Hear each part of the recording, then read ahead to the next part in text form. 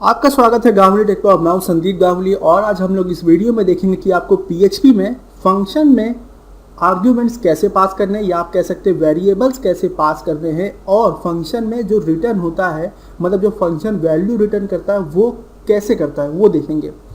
तो सबसे पहले हम लोग एक फंक्शन बनाते हैं जिसका नाम मैंने एडिशन रखा है। एडिशन फंक्शन क्या करेगा, जब इसको कॉल किया जाएगा तब ये दो वैल्यू को ऐड करेगा जो कि हमारे इंटीजर टाइप की होगी। तो मैंने फंक्शन लिखा, फंक्शन का नाम लिखा, पैरेंथेसिस लगाया और ये आपका जो है मैंने यहाँ पे बाहर आके कर्ली ब्रैकेट्स लगा दिया। तो ये हमारा फंक्शन का बॉडी बन गया। अब हमें इस फंक्शन में जो है कुछ आर्ग्यूमेंट्स, कुछ वेरिएबल्स, कुछ जो आप कह सकते हैं वैल्यूज को भी पास करना है। तो उसके लिए आपको क्या करना है, आप इस पैरेंथेसिस में आइए और यहाँ पे जो वेरिएबल्स आप पास करना चाहते हैं जितने, उसका नाम लिख दीजिए। जैसे कि मैंने यहाँ ए लिख दिया और यहाँ पर बी लिख दिया। तो इस फंक्शन को कॉल करने पर दो वेरिएबल्स जो हम लोग पास करेंगे जो कि दो वैल्यूज होगी और उसके बाद ये फंक्शन इन दो वैल्यूज को लेने के बाद इनको ऐड करेगा और इन्हें रिटर्न कर देगा। तो रिटर्न करने के लिए जो हम कीवर्ड का यूज करते हैं उसका नाम रिटर्न है। उसके बाद हमें इन दो नंबर को ऐड करना है। तो हमने यहाँ पे $A लिखा और फिर हमने सेमीकोलन लगा दिया। तो इस फंक्शन को कॉल करने पर होगा ये कि हम दो वैल्यू पास करेंगे, उन दो को ऐड करेगा, उसकी वैल्यू को रिटर्न कर देगा। अब हम लोग इको लिखते हैं, यहाँ पे लिखते हैं, हम लोग मैसेज में लिख देते हैं कि एडिशन और उसके बाद फिर मैंने डॉट लगाया, फिर हमने इसके बाहर जो फंक्शन को कॉल किया, मैंने ऐड लिखा, उसके बाद फिर ये पैरेंथेसिस लगाया और फिर मैंने सेमीकोलन लगा दिया। और आपको इसके अंदर ये जो आपका ऐड के बाद जो पैरेंथेसिस है इसके अंदर आपको यहाँ पे वैल्यू पास करनी पड़ेगी। तो मैंने यहाँ पे 10, 20 लिख दिया। और मैं आपको एक बात बता दूं कि यहाँ पे सिर्फ आप उतने ही कॉमा सेपरेट करके वैल्यू पास कर सकते जितने यहाँ पे आपने वेरिएबल्स डिक्लेयर किए हैं। जैसे कि आप यहाँ पर देख सकते हैं यहाँ पे टोटल हमारे पास दो वेरिएबल है ए और बी। तो इसीलिए हमने दो वैल्यूज यहाँ पे पास किए। अगर यहाँ पे तीन वैल्यू होते हैं तो हम तीन वैल्यू जो है पास करते हैं, क्योंकि यहाँ पे दो है तो हमने दो किया और इस तरीके से हो गया। अब क्या होगा कि जब आप रिटर्न, जो अब बात आती है कि रिटर्न क्या काम करता है। रिटर्न देखिए ये होता है कि जब जहाँ पर आपने ये फंक्शन को हमने यहाँ पे कॉल किया और फिर हमने ये वैल्यू पास करी तो क्या होगा कि ये जो है वैल्यू को लेगा, ऐड करेगा। तो जहाँ पे ये वैल्यू आप जब फंक्शन को कॉल करेंगे तो वहाँ पे जो है ये फंक्शन का जब एग्जीक्यूशन कंप्लीट होता है तो वैल्यू यहाँ पे रिटर्न होती है।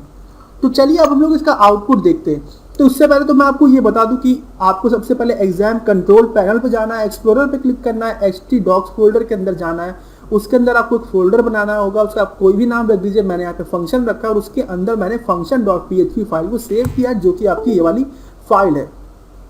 फिर आपको क्या करना है, फिर आपको अपना वेब ब्राउजर पे आना है, आपको एड्रेस बार में लोकल होस्ट लिखना है, फिर आपको फंक्शन पे क्लिक करना है, फिर आपको function.php पे क्लिक करना है और आपका ये देखिए आउटपुट आ गया। आप यहाँ पे देख सकते हैं कि हमने जो दो वैल्यू पास करी थी जो कि हमारे यहाँ पे आप देख सकते हैं कि क्या है 10 और 20 है। तो अगर 10 और 20 को जोड़ेंगे तो रिजल्ट क्या आएगा, 30 आएगा। तो वहाँ पे 30 आ गया। और ये जो वैल्यू आप देख रहे हैं इंटीजर वैल्यू, इस फंक्शन ने इसको रिटर्न किया है।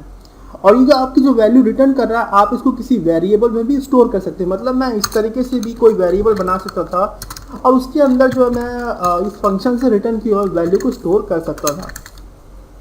अब नेक्स्ट चीज मैं आपको एक बात बता देना चाहता हूँ कि जैसे कि मान लीजिए आप ऐसा फंक्शन बनाना चाहते हैं जिसके कॉल होने पर अगर यूजर वैल्यू दे दे तब तो ठीक है, अगर ना दे तो फिर कोई बात नहीं। तो अगर आपको ऐसा कंडीशन क्रिएट करना हो तो आप क्या करेंगे, जब आप फंक्शन बनाते हैं उसमें आप वेरिएबल्स बनाते हैं तो उसमें इक्वल लगा के उनकी कुछ वैल्यू आप सेट कर दिया करिए। जैसे कि मैंने यहाँ पे 0 दे दिया और यहाँ पे मैंने इक्वल लगा के मैंने 0 दे दिया, फिर मैंने सेव कर दिया। तो अगर मैं आपको इस तरीके से आप लिखता हूँ तब तो वो ठीक है, कोई दिक्कत नहीं। कि आप देखिए आप मैंने पेज को रिफ्रेश किया, कोई प्रॉब्लम नहीं है।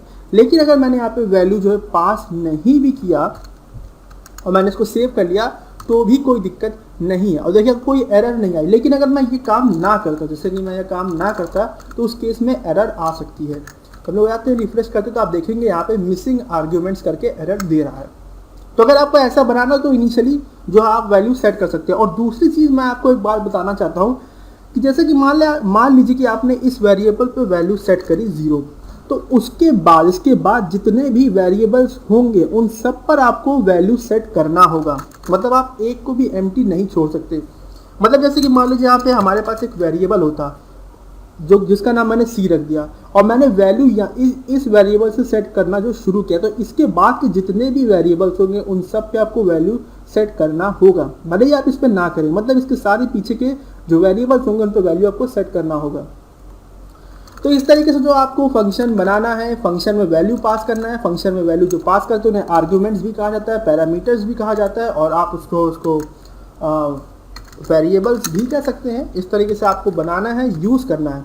तो अब अगर आपका इस वीडियो से जो आप कोई भी सवाल हो तो आप जो है कमेंट सेक्शन में पूछ लीजिएगा, और अगर अभी तक आपने मेरा चैनल सब्सक्राइब नहीं किया तो कर लीजिए, जिससे कि सारे फ्यूचर अपडेट्स आप तक पहुंचते रहे। और ये वीडियो देखने के लिए आपका धन्यवाद।